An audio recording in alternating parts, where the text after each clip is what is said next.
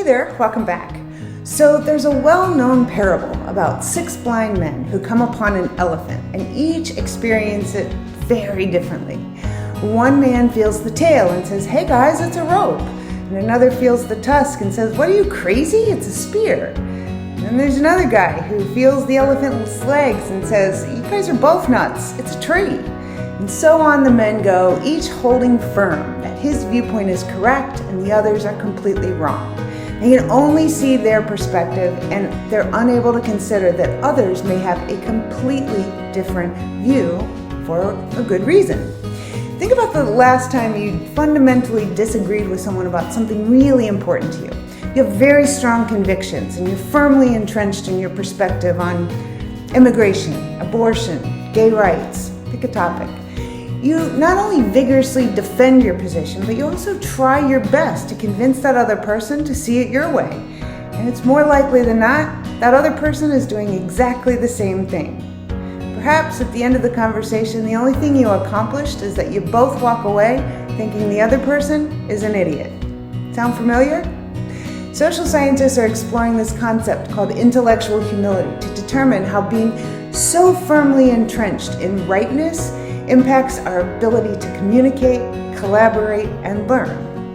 New research shows that people with high levels of intellectual humility are better learners, they're better collaborators, and they demonstrate higher levels of empathy, gratitude, and altruism, and lower levels of power seeking. And not only are those the characteristics of a civil, progressive society, there are also factors that contribute to a healthy workplace environment.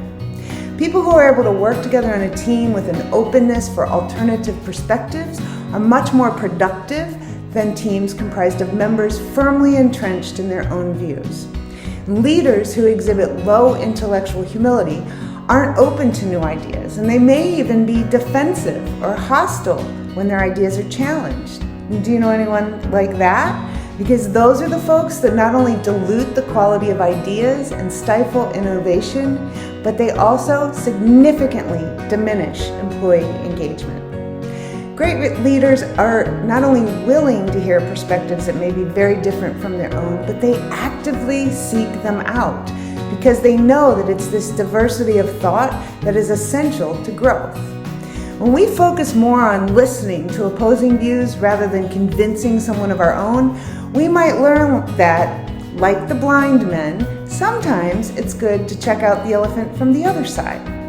Maybe it's time for all of us to spend a little more time questioning and listening to understand, and a little less time persuading and defending to prove our rightness.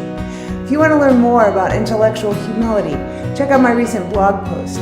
If you want to learn more about how the brain works and how to make it work better, check out my book, Happier Hour with Einstein, and the full-color companion gratitude journal, available now on Amazon.